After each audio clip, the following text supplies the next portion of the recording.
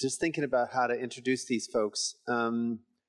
There's just a little background. There's this crazy Armenian back 150 years ago or so, G.I. Gurdjieff, who was also looking into weird and interesting technologies for coordination of the self and the self. And he had a lot of people, he worked with a lot of people who influenced the world. Frank Lloyd Wright worked inside the Gurdjieff tradition. John Cleese worked inside the Gurdjieff tradition. Actually, if you go and start looking at probably some of your favorite artists and movers and shakers, you'll find an enormous percentage of them have actually worked inside the Gurdjieff tradition. And one of them that I worked with was Robert Fripp, and he started the whole guitar circle stuff, which you'll see a demonstration of. I mean, officially Guitarcraft and Guitar Circle is complete, it's done, but we're continuing the work ourselves. So I need to acknowledge that. But Robert worked with J.G. Bennett, who worked with Gurdjieff directly. And Tony, who you'll see in a minute, worked directly with JGB. And he has taken some of JGB's ideas quite a bit further in terms of how they apply to sustainable organizations. And I got to know Adrian and Ian through Tony and Tony's work on the cosmic ecology. And I think you'll find them to be, in the words of Gurdjieff, remarkable people. Well, so to start off, I just want to say that this is a total pleasure to be here. Absolutely wonderful to walk down the street and be able to smell flowers. Okay, like for those of us that live in Canada or other places that are experiencing a lot of snow, which is also parts of the States, it's just unbelievable to experience this beauty that's here in Seattle, and as well as I feel like that reflects the beauty that's in this room as well. So Greg just mentioned that we've been doing work from the tradition of Gurdjieff, who I heard some clapping, so there sounds like there's some familiarity. Just a little bit of a sense of what that is that it looks at geometry and numbers from a qualitative perspective, and what this can actually inform us about our transformations inside of ourselves, as well as in groups or in society as a whole. And so H3 Uni, which is the organization we're here with, it stands for Towards a University of the Third Horizon. Typically, like on our website, you're not going to see any of this stuff. This was actually not really intended to be shared so publicly, mainly because we're working in the space of corporates and everything else. And so this is more of our background thinking. So we're letting you in a little bit into that today. And it's part of it is really an invitation that if there's something that sparks, even if it's just one thing, blockchain, we're incredibly interested in this room and in the ideas and the philosophy and the values that underpin blockchain. And we would love to see if there's any potential for collaboration.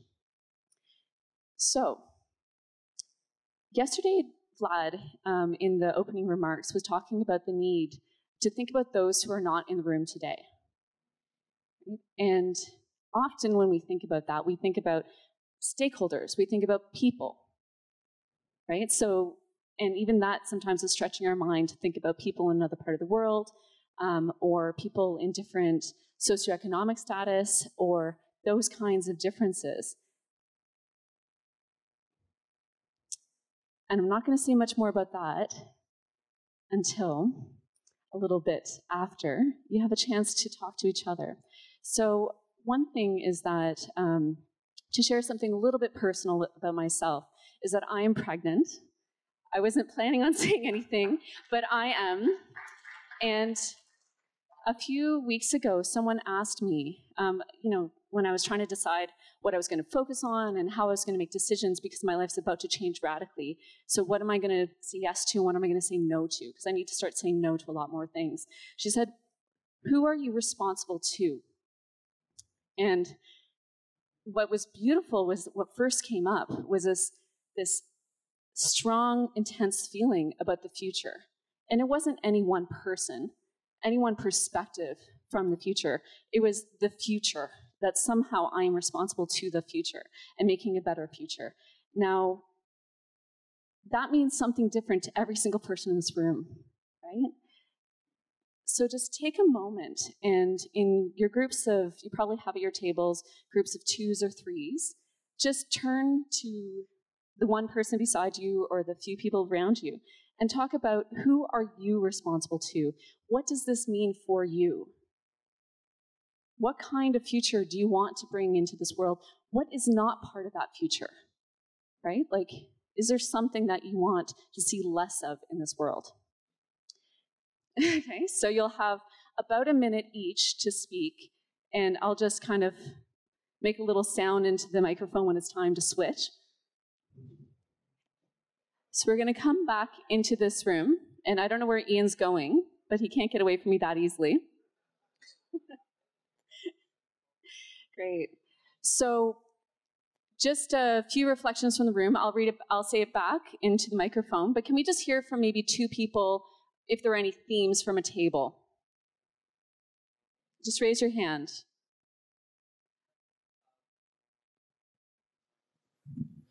Yeah, we all kind of said the same thing in different ways, but there is really a thing of the sense of responsibility to the larger self versus the individual self, and being a witness to that process and how it plays out in us. Beautiful, thank you. Okay, just from one other table. One here. I saw your hand hesitating. You were pointing at someone else, but here you go. So the theme from this table was responsibility to the individual self, in that you have to take care of yourself before you can take care of others. So first and foremost, mind, body, spirit of the self, and then go from there. It's really interesting, isn't it? About this inner looking outer, and then outer looking inner, and taking care of both and how it's a balance between both. Thank you. So Ian's going to say a few words. Ian Kendrick here is a colleague at H3 Uni, and is kind of if you're into music, if you're into, well, obviously everyone here is into IT, community stuff, just go find this man and track him down later. He's fun. Morning. Am I audible okay? Yeah, good. Okay. The reason I'm going to stand up, first of all, is to say hello. I'll be on the table over there for most of the morning, doing stuff which will become clear as the morning goes by. The specific reason for talking to you right now is to introduce Tony, to give some context to Tony. Now, Greg introduced Tony in terms of the linkage between Gurdjieff, Bennett, and then Tony and Robert Fripp and so on and so forth. But I met Tony just about 25 years ago now, and I was working in IT, in strategy for IT companies, and I was given the job of figuring out the future of IT in 1996, okay? And I was given a big budget and a big team, and I didn't have a clue what to do, because I sat home one night and said, well, if these things interact that way, the future will go that way. But if they interact this way, it'll go that way. And if they interact that way, it'll go that way. And I just got a headache and thought, I can't do this. And the next morning, there's a particular word in this which I think might resonate with this community. There was an email waiting for me on my desk saying, try to figure out multiple possible futures. Can't do it? Question mark. No, really. Really, it did, okay? And I was like, whoa, where did that come from, okay? And it was a 2-day program on strategic thinking using scenarios. I know the word scenario has some resonance with this group, as does the word resonance, okay? Pick that up so far, okay? So I was at a conference in Amsterdam, and I had to fly in, and I was the guy late, coming through the door in the middle of winter with a bunch of suitcases and a hat on to try and keep myself warm. And there was a guy sat there, and I went, you look interesting. And that was Tony. 2 weeks later, I hired him as a consultant for my team. And we did a set of strategic scenarios for the future of IT and where would it lead. It took 9 months, 30 people. It was a big job. And what came out of that, which we weren't looking for, was the emergence of online communities, which are now very well understood. It predicted eBay, it predicted Amazon, it predicted Kickstarter, and it predicted all of those on Facebook, by the way, in that order. And there was one step that came after that, and I tracked it for the last 20 years. I tracked the emergence of these communities because we got to understand the underpinning dimensions that were causing this to happen 20 years ago. The last step was something that we called ethos cohered communities. That is a community that is not geared around money. It's not geared around sex. It's not geared around religion. It's not geared around commerce. It's not geared around politics. It's cohered through something else of a higher nature, ethos, the underpinning values that guide our judgment and our direction and our actions. And it never happened. And then it did. Okay? It did start to happen. And we saw it. If you're looking for something, you'll see them emerging. Okay? And the blockchain community is an example of that, as are music communities. Okay? Which Andrew mentioned about music communities. I won't go into that for details right now. Throughout that journey of those 20-odd years, I've worked with Tony, and what has become clearer and clearer and clearer is that Tony actually accesses wisdoms from all sorts of different places, from different epochs and different directions. And that's what guides what we're doing in H3 Uni. And I didn't realize it at the time, 25 years ago, but that's what was guiding strategic thinking about futures. So it's quite a big build-up for Tony, but we've got half an hour with Tony, but he's just going to split the talk into 3 sessions. Okay, I'm just going to leave it at that, but over to Tony.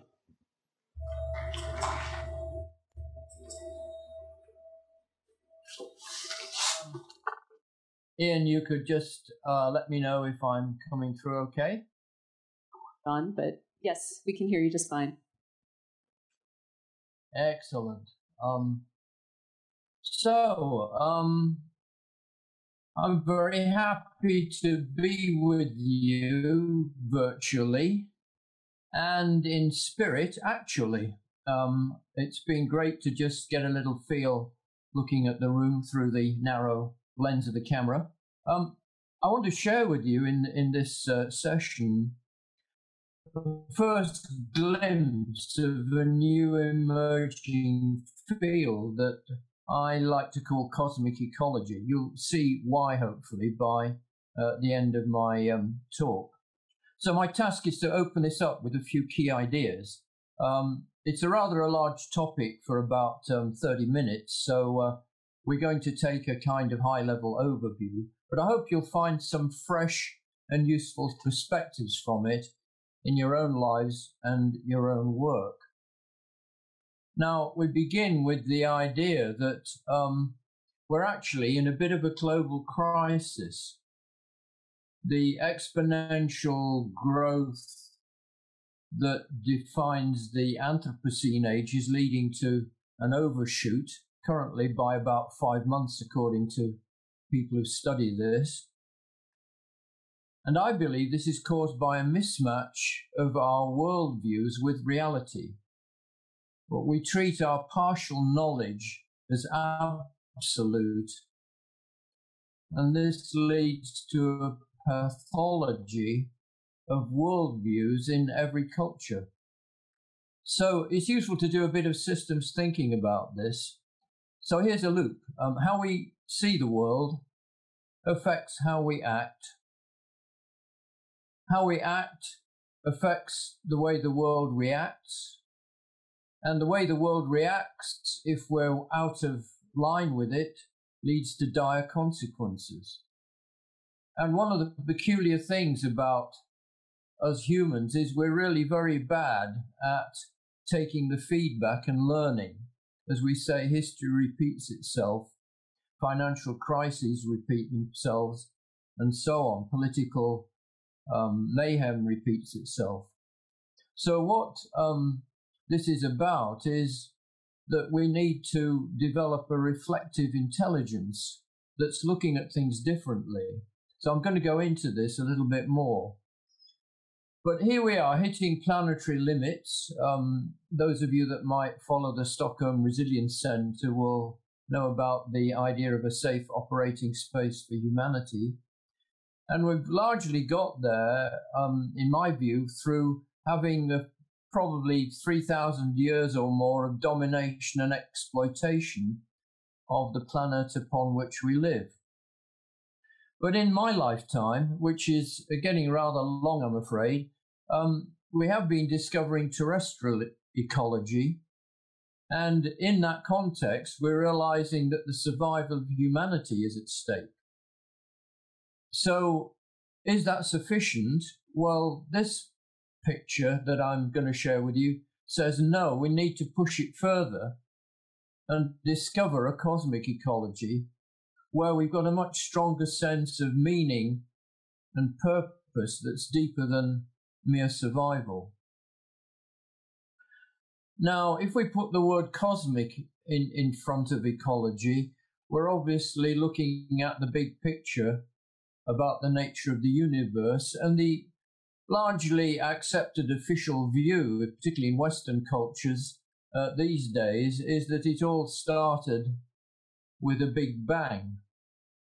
I believe there's even a popular television series under that name. However, supposing that actually we draw on other cosmologies from other less popular or distributed cultures that say that actually the universe arises from mind, in which case, instead of a big bang, we'd have a big shout, let it be, and something would happen. Now, if we take it that mind is a major factor in our universe, then we also have to look at the challenging thought that the universe is inherently intelligent. Now, by intelligent here, I'm stretching that word way beyond what seems to happen in brains, whether they're animal or human, but to something much more fundamental about the nature of things. But unfortunately, to do that, there's a challenge which we have to get around. This challenge is that pathological worldviews block us from discovering that area. These blockages create a forbidden zone, a don't go there. So I'd like to take one version of that and just walk you around some of the things that box us in our culture and make it difficult to explore the kinds of questions that we're going to bring up here. So here's the don't go zone. One dominant idea in our society is that matter is dumb. So obviously, if you start claiming that matter isn't dumb, you're in the forbidden zone. Another one is that only brain is intelligent.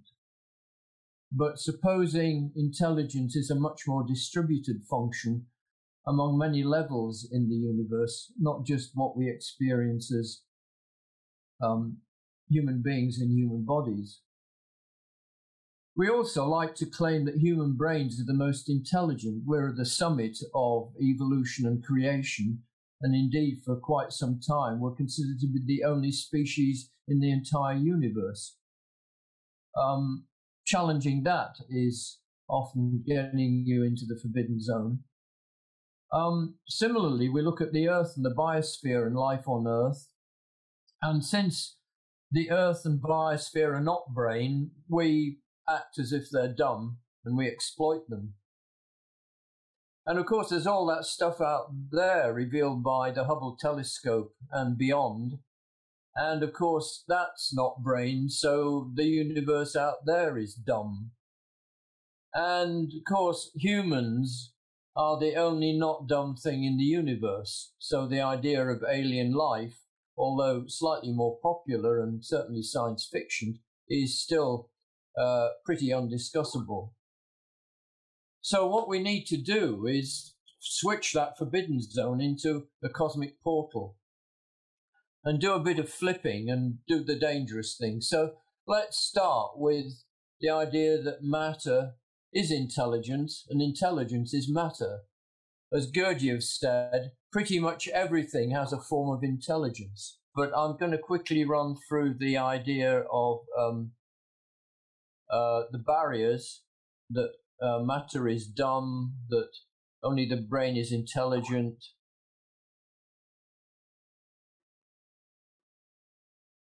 that human brains are the most intelligent, that Earth and biosphere are dumb, all stuff out there is dumb, and we're the only species which is not dumb. So how do we open the cosmic portal where we can get into the forbidden zone and explore?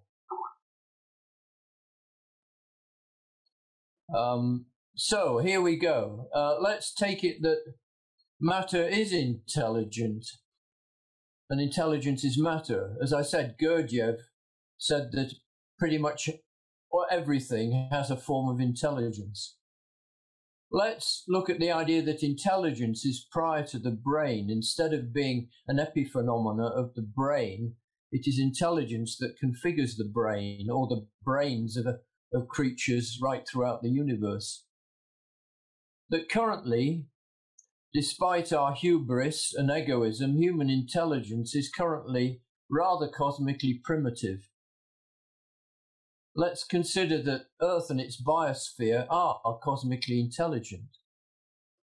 We, of course, have views of this kind in indigenous cultures, but we've not brought that into the mainstream.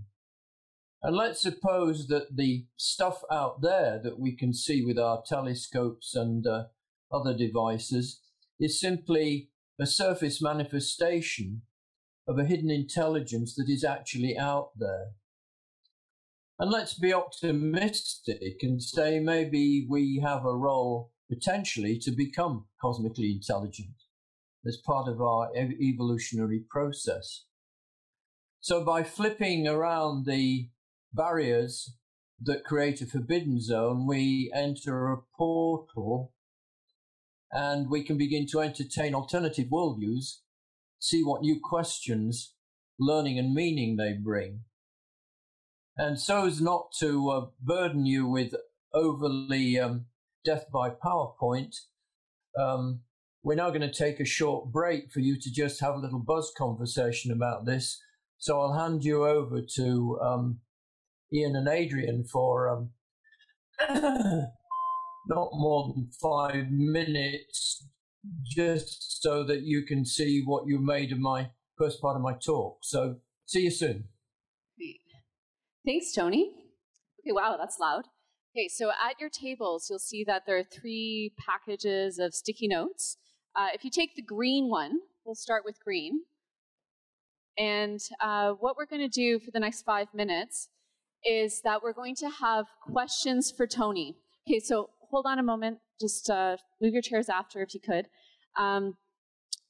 We're going to be, gather the questions that you have on what he just talked about. They could be questions of clarification, like I didn't quite understand what you meant by this, or it could be a question about relationship. Well, how does this relate to music or artificial intelligence, whatever it is. And what we're going to be doing is at the end of, he's going to have 3 talking parts, and we're going to gather these questions. And we're going to demonstrate a process that we use on collective patterning. Usually we use hexagons. Tony's actually the creator of the hexagon approach in the 70s. Some of you might be familiar with that. And we're going to be showing this patterning back to you tomorrow at 12. And normally this is something that this community could actually use collectively in real time to pattern together. Unfortunately, time and space restrictions, we can't do that. So to start off, just write your questions if you have any questions. It could be 1 question at your table, it could be 5 questions, but if you do have more than 1, just make sure to prioritize it. So write, circle a number 1 so that we can really make sure that we try to get that question answered. Okay, so I'm collecting these, and Tony, you can start the next section. Okay, well, the second part, we're going to look at the idea of seeing the universe as being. One of my teachers as a young man was Professor David Bohm. And he led me to the idea of the universe as a qualitative infinity, not simply a quantitative infinity. And qualities are the primary distinctions that enable us to discern one level of being from another. So they're about qualities of organization and transformation. So we're going to do a grand tour of the universe in 12 levels of being in half as many minutes. So hold on to your seats. Here they come, beginning from the universal field through complexes of fundamental particles right up to the unfathomable totality. No doubt you'll be asking me why 12, and that would be a lecture in itself. But a curious thought I came across was some research by some scientists in Paris who'd done a lot of mathematical calculations around the background radiation of the Big Bang. And from the patterns they discerned there, they came to the conclusion that the universe might be a dodecahedron. So that's an interesting little thought there to chew on. But just going through them a little bit more fully, the universal field, of course, these days is also the world of dark energy and dark matter, and the stuff that we're aware of is a very small proportion. But that basic base of the universe, if you like, enables the whole of the rest of it to come into being. Then there are fundamental complexes. When I was at school, we had 3 particles: electrons, protons, and neutrons. Now there's something well over 200. And people are trying to figure out the patterning. This is a Lie 8 set, which I don't understand the maths, but it's one of the ways people are trying to relate the maths to the observations and empirical evidence. Then we move on to elemental structures, where we get the more familiar world of chemistry. And what's amazing here is that out of just 4 elements, carbon, hydrogen, oxygen, and nitrogen, the huge infrastructure of life is created. I have a colleague who's researching that our infrastructure should be almost entirely composed of chon, and then it would be sustainable and resilient. Then we move up to the layer of the soil and the ocean, where the interface between what we would normally call dead matter and live matter, very important layer. If we destroy the soil and the ocean, we destroy life. And then we move to I called it phytovegetation rather than just plants, because I want to emphasize that if you look at the Earth in terms of energy transformation of light by chlorophyll, you get a vast surface area of energy transformations going on the surface of the planet. Then the next level is a bit tricky to visualize, but it's distinctively the area where reproduction in its diverse sense, that is to say, where sex comes into it, and genetic structures of genetics and epigenetics play their part. And then we move on to the layer of anemoids. I could have put animals there, but I wanted to emphasize that animals may exist on other planets, in other galaxies, around other solar systems. And just as we call this diversity animals here, we may want to call them anemoids, just as we call humanoids, because we like our science fiction of other creatures, which may be, as Gurdjieff pointed out, rather more real than just science fiction. Then, of course, we have the huge diversity of human beings on the planet. And then we take a rather difficult leap, and I'm hoping that some of you may have seen Tarkovsky's movie Solaris, where we actually have an intelligent planet that's giving a lot of headaches and difficulties to the hapless humans who are orbiting it on their space station. So the idea that intelligence now is a property of these elements of the solar system is a big leap, as is the leap that actually there's another level of intelligence that actually creates solar systems, which we take in our conventional sciences mechanistic, but is it really?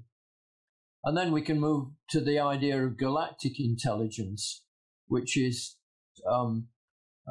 where we have vast structures with huge diversity that, and we find that there are billions of them in the entire known universe.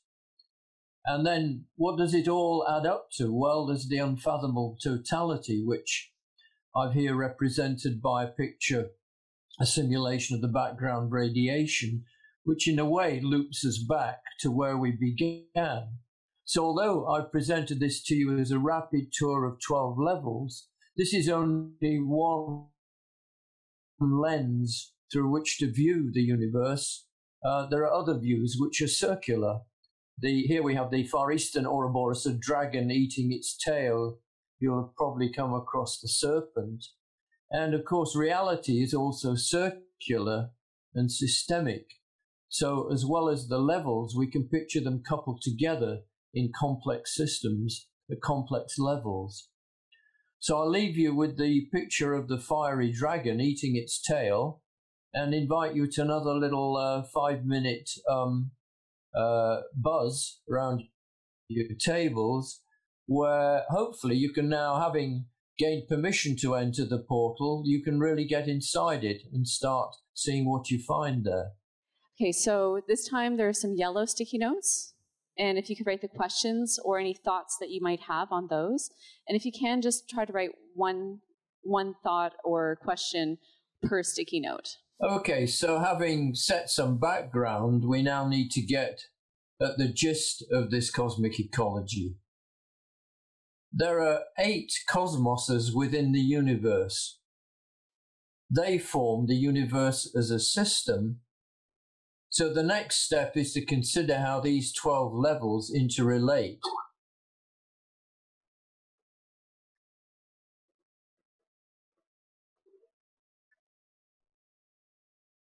Oh, sorry, I was just picking up a back channel message there. It distracted me.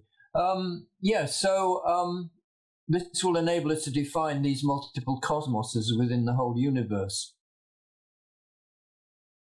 So we can go back to our Ouroboros and just look at it simply as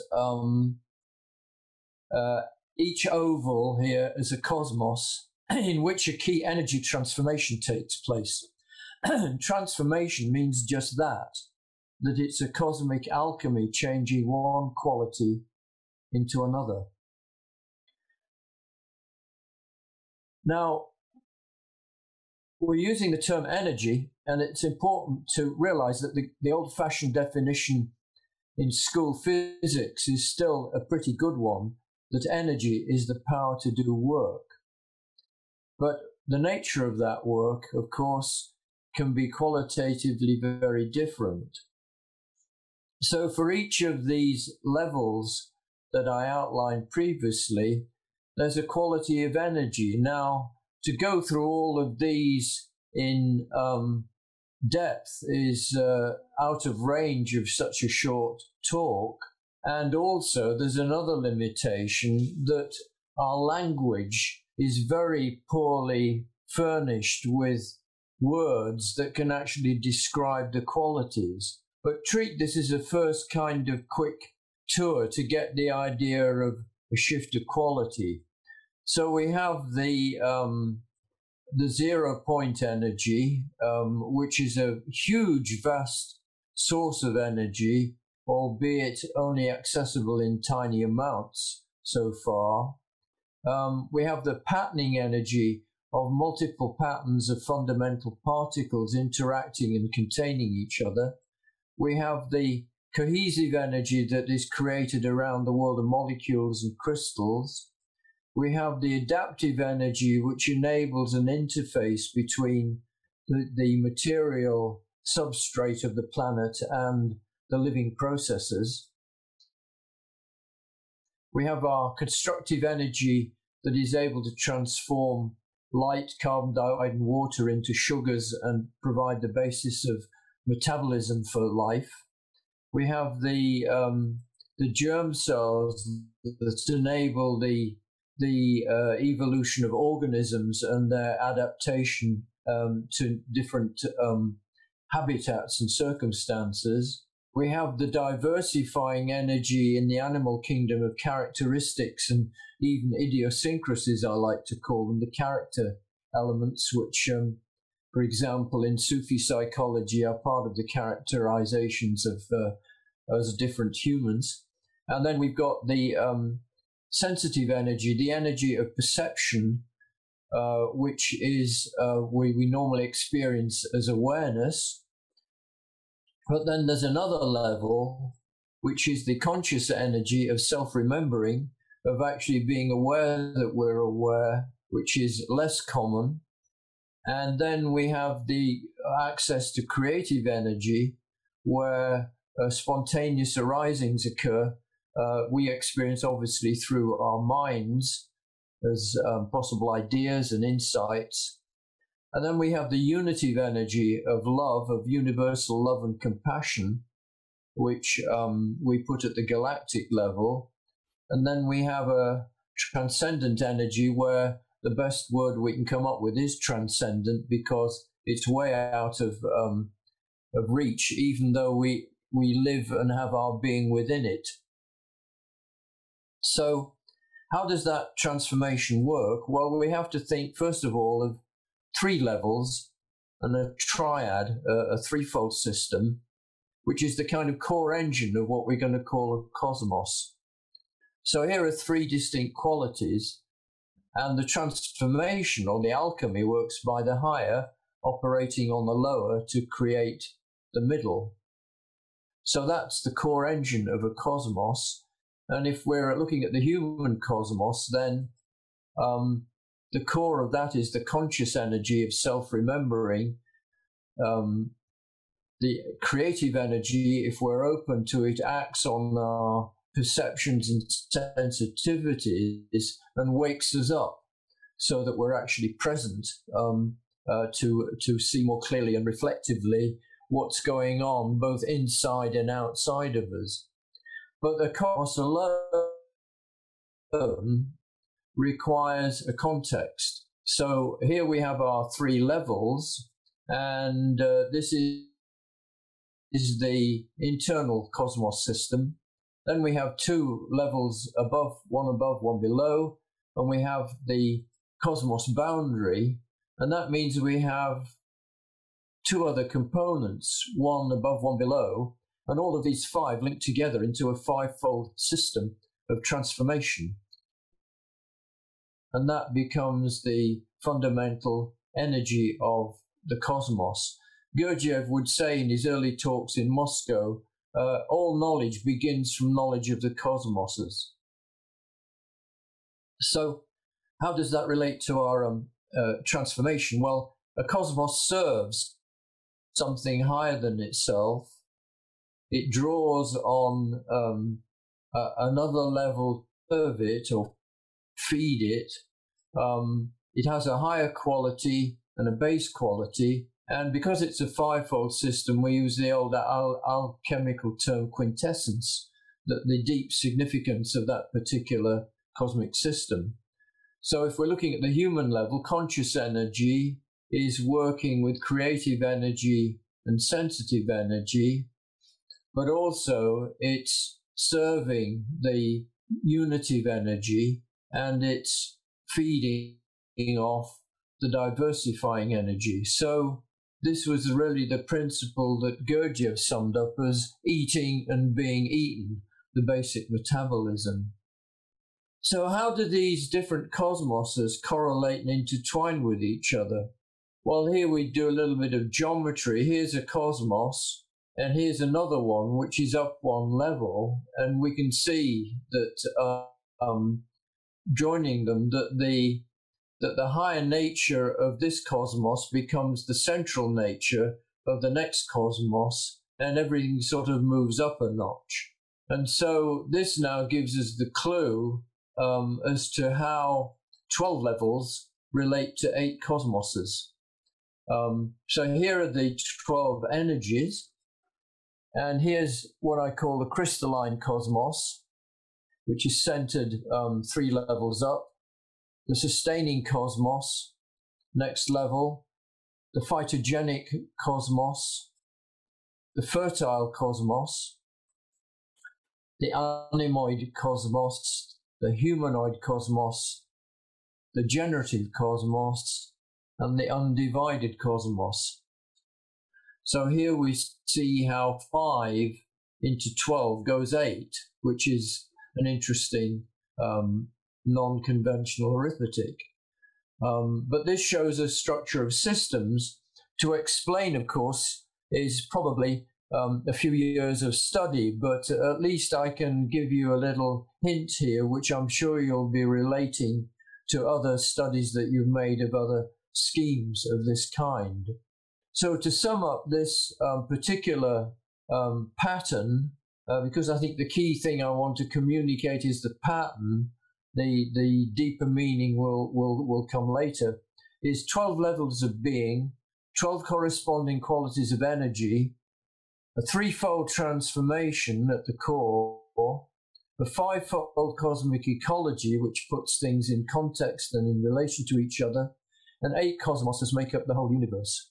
So one of the things I studied in my 20s very deeply with John Bennett was the whole idea of the qualitative significance of number, which is a very different kind of systems thinking, something I could not officially put in my doctoral thesis on systems science, but which maybe will get written up along. And so there we are, the 8 cosmoses in the circular and multi-leveled universe. Now we're going straight on to part 4, which is, so what on earth does this mean? I've taken a version of Gurdjieff's prime destiny question, which was, what is the meaning of life in the universe and of human life in particular? Well, here the cosmoses can help us get a bearing on this, because basically at our stage of evolution,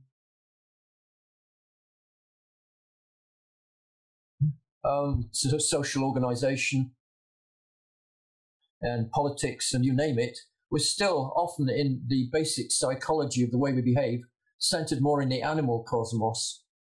And so we're operating at a much lower level than our true potential. But nevertheless, in operating that way, we're serving a cosmic purpose. But we have the possibility of serving consciously at a higher level, where the whole energy transformation moves up a complete level. We can sum this up in more familiar terms by looking at the idea of an unregenerative humanity and a generative humanity. An unregenerative humanity tends to have a false belief in human superiority in the universe, is very much under the dominion over nature belief system, tends to be dissociated from nature and the universe, and doesn't see itself as part of the web of life, privileges reductionist science or dogmatic religion as the only explanations in town, and economically particularly sees growth as the absolute norm, as if we lived on a flat earth. Whereas generative humanity acknowledges it has barely started conscious evolution. It sees its ethos as stewardship of nature, not exploitation. Humans are participants in nature and a reflection of the universe, as above, so below, that conscious science is being developed with additional ways of knowing, and transformation is a relative norm on a spherical planet with a quite different kind of economy. So in summary, you can join the Limitless Growth as the Pathological Norm Club. We see where that's going on the planet, and we can join transformations as the new organic norm. So I believe this brings it full circle to the question that Ian brought up in his introduction about the ethos of communities. And I'm sure from what I've learned from Greg and even just a little acquaintance through some of your observations earlier this morning, that you are definitely for the right-hand column here, but it may be that seeing this in the context of a wider cosmology is also part of the circle of inner work, because it is the inner work of how we see the world which will affect how we act, which will show as the world reacting hopefully with better consequences, which will complete the learning loop, which we can enhance by self-development. So that's my serpent eating its tail in this talk. And I hope that having to do this without being able to be present in the room with you has still given you a flavor of you being here and me being there. But to give you a chance for a little more digestion, before I respond to some of your questions and try and help make better sense of them, I'm handing you back over to Adrian and Ian for a final sort of quick table conversation. Thank you, Tony. Okay, so there's one more, I think it's red sticky notes or pink sticky notes on your table. And in a moment after you write down your questions, we're actually inviting Lily and Hussein up to shake the energy up in the room a little bit. Can I just lay out where we're up to in terms of process for this? So what's going to happen is we're going to get the questions from you now. Over on this table, we've got all the questions from everybody. We've selected 3 questions from each of the sessions. Tony now has the first 2. At the end of this session, we'll send 3 more to Tony. Tony will then spend 15 minutes with us going through answers to those questions, so directly addressing. And tomorrow at lunchtime, what we're going to do is feed back to you all the questions that you've asked, and we'll pattern them so we can see how this group is actually reacting to what we've just heard. So you see the whole pattern for the whole group. Okay? Thanks. So I just said something to Adrian. She asked me to share it. That I said that I felt like this whole thing was very helpful because it's putting a structure of thought and language and words to something I already believe in. And it's especially important because of that one of the last slides that showed the kind of 2 paradigms that are existing at the same time. And that one of the things I find very challenging is that my thinking is already on the generative or regenerative side, and I'm doing an enterprise that's trying to bring people from the old paradigm into the new paradigm, and it's very difficult work, and I feel like that's a lot of what RChain and blockchain itself is also doing, is trying to bring an old world paradigm into a new, and to have this visualization that we've had and the language to it is very super helpful for me. Thank you. Now, I'm just wondering, is there anyone else who'd like to share? Now, it doesn't have to be like, all Care Bears in here. There could also be things like, I didn't quite understand something, or if there was something that really resonated with you, just love to hear about it. So just right there. So I do want to say, if you're not into this, if this makes no sense, if this was like, what are these hippies doing? That's okay too. You don't have to you're still a part, whether you think it's important or not, whether you understand or not, we're all still a part of this together. If that makes sense. Thanks. Anyone else want to speak? Just raise your hand.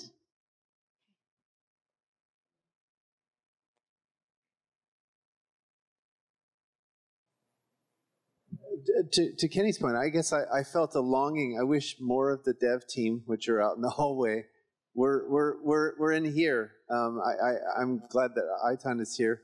You know, I mean, for me, it's always about trying to make challenging ideas like this actionable, practical. When I introduced the Tai Chi yesterday, I began with, you know, bring part of our attention to what's to the left of us and what's to the right of us. And it's incredibly practical. Why? Because we were squashed into this tiny space. It also has farther reaching implications and repercussions, but just this really, really practical thing of where am I in relation to Alex? And where am I in relation to Heidi? Right? And where am I in relationship to the table? These kinds of things are very practical. So sometimes I know for me it can feel woo-woo or weird, but it ends up being very practical for me. And I think part of what makes RChain practical is our development work. So anyway. Great. So is there anyone else who just wants to speak from a different perspective?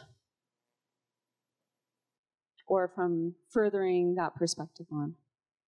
I know that some people ask questions like, how is this actually practical?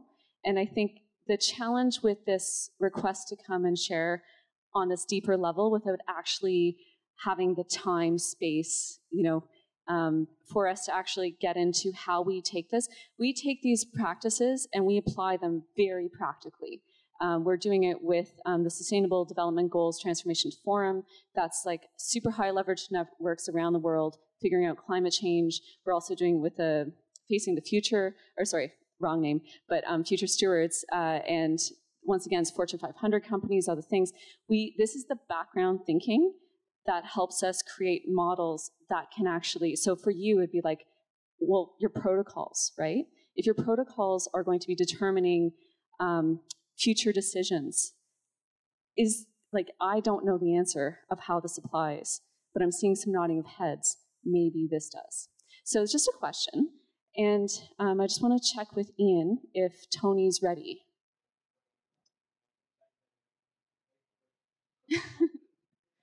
Okay, great. So I'm wondering, from this room right now, are there any burning questions? I'm going to put Tony on the spot and actually ask him to answer the most burning question from this room that he did not choose. So put your hand up if you have a burning question.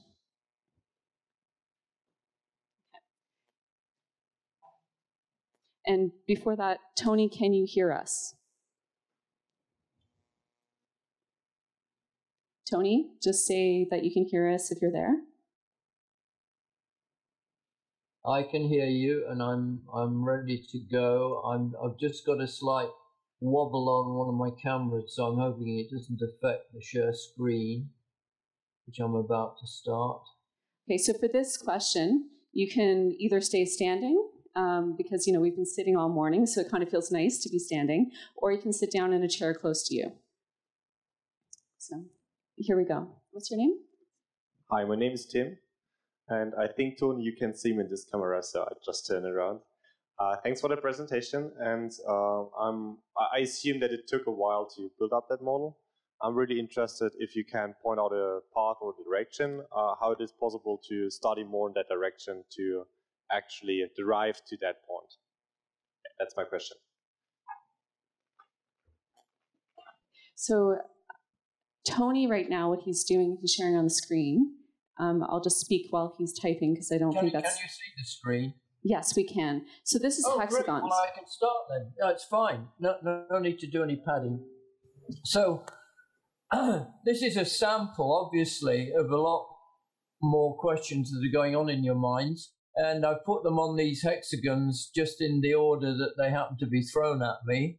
And so I've just got a few minutes now to play with them and try and respond to the things that are coming up in your minds. I think this is interestingly connected with that one. I think it's important to connect the dealing with intelligence. That's probably got some association there.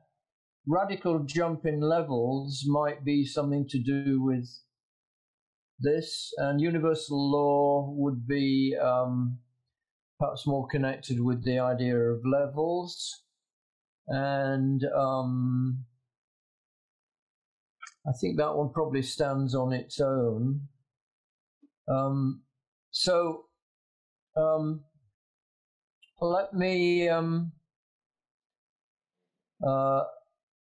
Let me talk about this cluster here.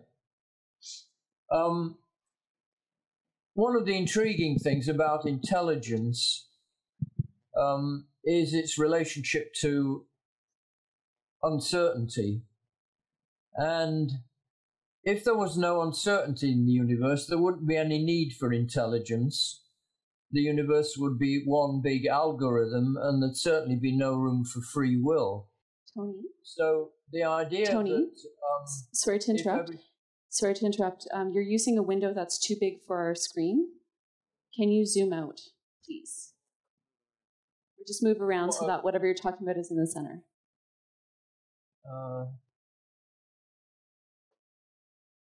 Hang on a minute. Oh, that's great. Thanks. Okay, I don't know whether I can... The question now is if I make these smaller, at what point do they lose their readability? Are those still readable? Yep, people are saying it's fine. Okay, so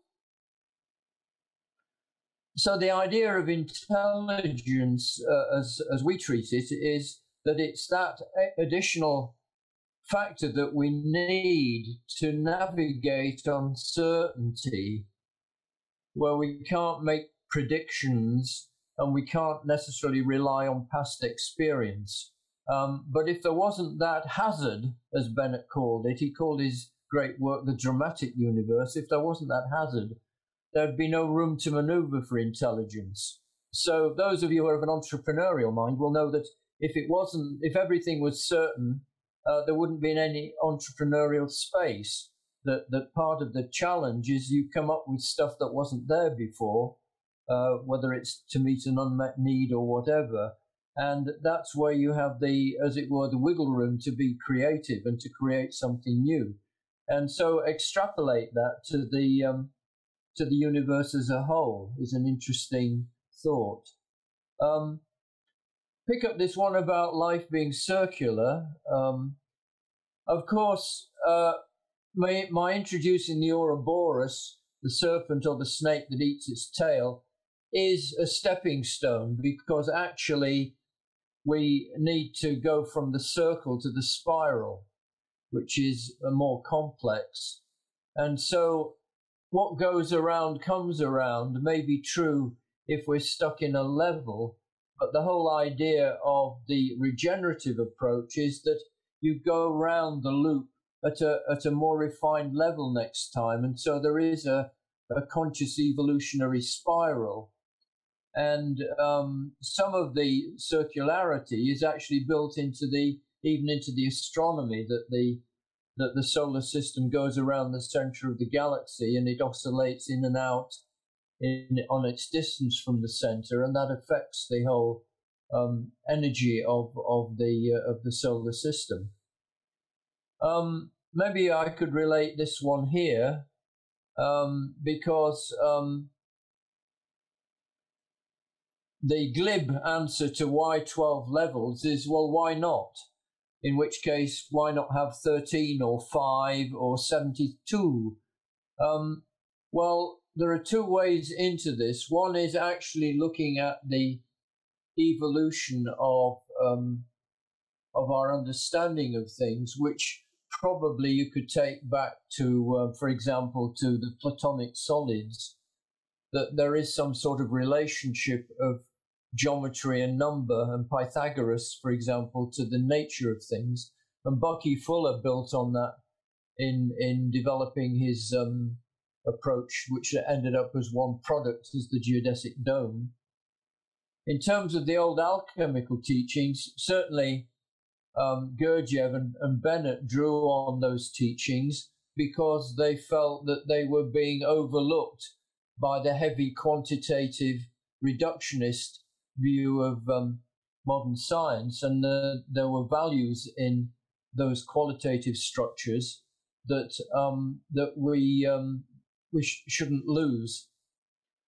That's a whole study in itself. And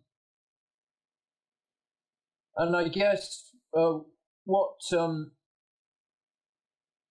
put that there. What we should take away from this session: can we make a radical jump in levels? Well, I think the interesting thing is that if we are inclined to take a practical interest in our own self-transformation, inner development, enlightenment, whatever you want to call it, in whatever teaching and tradition, that it has a cosmic connection that may have implications much vaster than the simple, human, personal level. That may be serving a higher purpose than just being good and nice to people or compassionate. And one picture of this in recent literature is, of course, the eagle's gift of Castaneda, that the awareness is fed to the eagle, which is the unregenerate level, but there is the possibility of dashing past the eagle to be free, and that is the quest for the next level. So what you should take away, I don't know whether the word should, I just picked that up from the note I was given. What you might take away from this session is that the understanding of yourself requires an understanding of the universe, and the proper understanding of the universe requires an understanding of yourself. And if you can combine these two things together, then you may find that your development progresses at a faster rate. To find more study and direction is an interesting challenge. I'm not sure. My research has been very individualized with a few collaborations, but in a way, given the appalling pathological state of most of our worldviews, we really need a new school of cosmic ecology. And by that, I don't mean the version I've given you today, but this is an example of a whole research field that should be developed. I don't know whether that's enough. I'll look back at the camera now to give you something more to chew on. And I'll try and stop this beeping. Okay. So over to you, Ian and Adrian and Greg, and thank you very much for what must be a very difficult situation to pay proper attention. Just as it is difficult for me to project my presence into the room, but I hope enough of that has happened that you can take away some useful ideas, insights, or questions for future application. Thank you, Tony. Okay, let's just give all a round of applause for Tony.